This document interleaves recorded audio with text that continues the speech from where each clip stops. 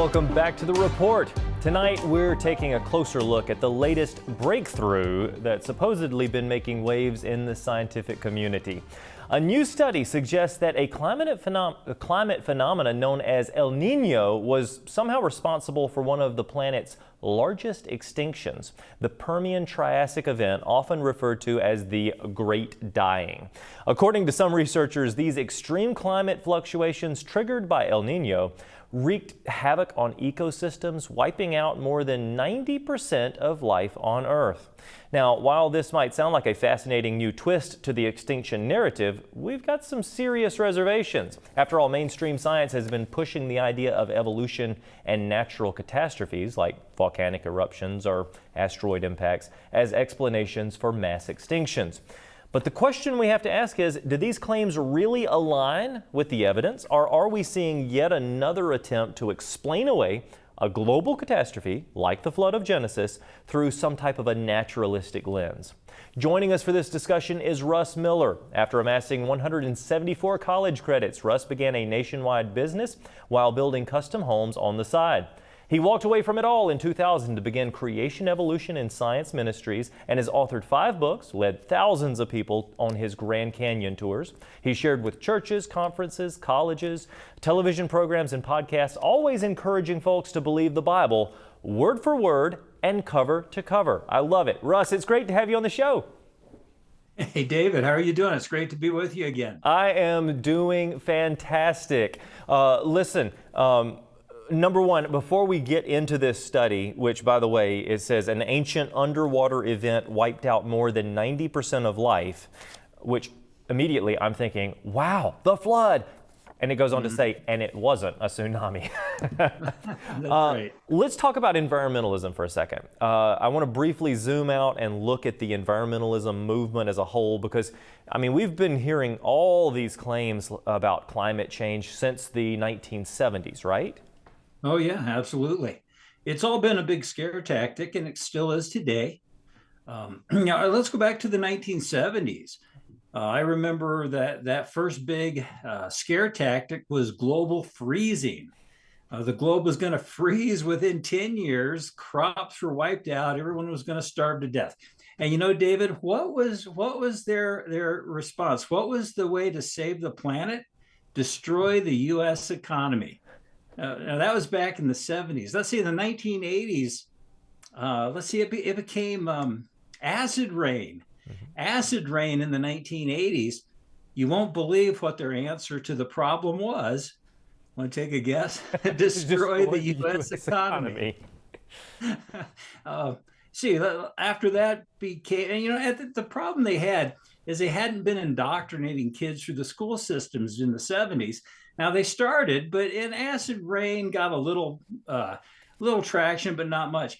But they kept indoctrinating generation after generation of kids. And finally, in the 1990s, when they came up with the hole in the ozone. Do you remember the hole in the ozone? I do. And they actually now were getting enough people on board because they've been, teaching this through the school systems.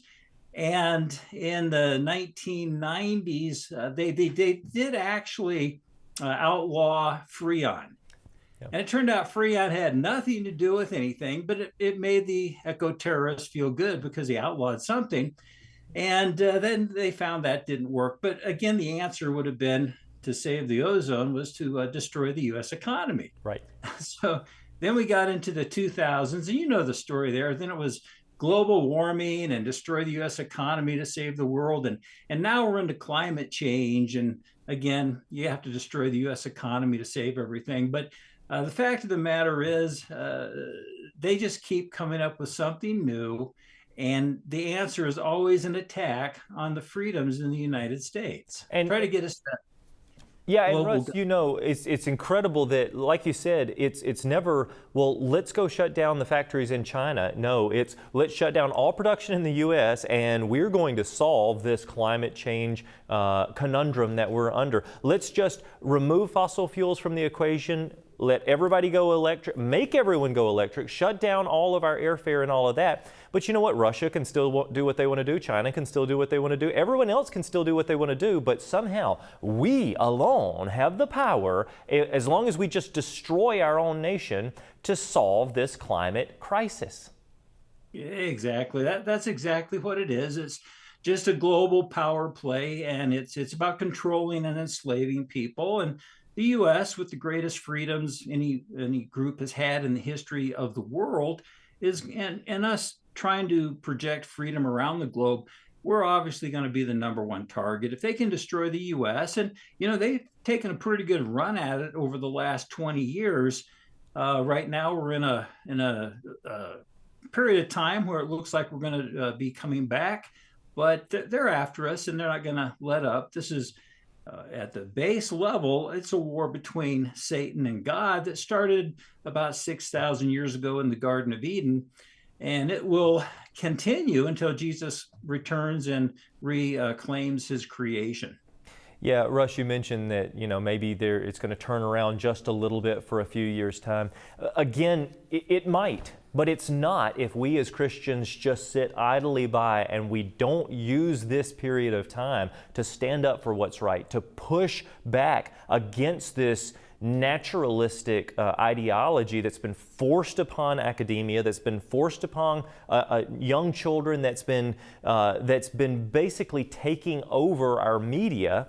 And now that we have this new report, and again, it's not really a new report in the sense that it's just one more iteration of the same thing, I find it's almost biblical the way they phrase this. So, Russ, they say an ancient underwater event wiped out more than 90% of life, and it wasn't a tsunami. But then they go on to say, around 250 million years ago, where did the number come from? A mass extinction event wiped out more than 90% of life, and it all began with water. Wow. Exactly. Well, you know this, but a lot of people don't realize, David, even in Christian circles, that the global flood is a linchpin in the war of worldviews. Yeah. See, they're getting their 250 million years from the geologic column or time scale invented about 220 years ago, based on the belief that the strata that make up the crust of the earth, those stratified layers, didn't form quickly in the global flood, but formed slowly at today's rates over millions of years of time without a flood, which, by the way, is foretold in 2 Peter 3:3-6, that in the last days, non-believers would claim uniform processes and deny the global flood, just like they do today. And anyways, they get that 250 million years from where in the column, the geologic column, those layers are found. The 250 million years, it's interesting. Someone sent me a package of rock salt a couple of months ago. And on the back of the label, it said, according to the geologic column, the rock salt is 250 million years old. And at the bottom of the package, it said it expires this coming June. So I thought, wow, we got it just in the nick of time. But those old age dates don't come from isotope dating. They come from the column. And that's where the old Earth beliefs come from, based on belief in denial of the flood. That's a circular reasoning, isn't it, Russ? Well, I know you've probably explained this to folks a million times, but in case someone's listening that doesn't know the difference in operational science, real science, a believer's best friend, over 80% of the branches of modern science started by Christians, but there's historical science. Now, operational science is knowledge derived from the testing and study of repeatable evidence. That's real science. Historical science are assumptions taken from taking operational events you can observe today and applying those to past non-observed events based on the beliefs in uniformitarianism and denial of the global flood. Well, that's where the geologic column, it's all historical science. Anything that was not observed, that's historical science. So if they go 10,000 years ago or 1 million years ago or 1 billion years ago, that's historical science. So the geologic column and its accuracy is all based on accepting today's rates have always been the same and there was never a global flood. So that's where they came up with their 250 million years. But I was just saying I got a kick out of this new theory because they managed to fit global warming, acid rain, and loss of the ozone and more, all of their little eco-friendly theories over the last 50 years into this one article. I just got a kick out of that. I thought that was pretty creative on their part. It really is, and it shows just how far they're willing to push this agenda. And yet, throughout all of the article, there are these clues where they're trying to back up because they know that you're going to be a little bit cautious of this. They say, well, you know what? You're probably thinking that it must have been a tsunami. Well, wow, it does sound like it if you're talking about a massive watery event. And then they go on to say, oh, but another event could have played a pivotal role, and so therefore it's all global warming's fault.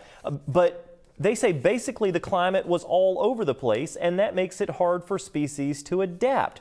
Now, we wouldn't debate that the climate has been all over the place. We wouldn't debate that the global flood would have caused massive amounts of climate change, rapid climate change. But it wasn't because of humans' effect on the earth. Instead, that climate change was a result of God's judgment, wasn't it?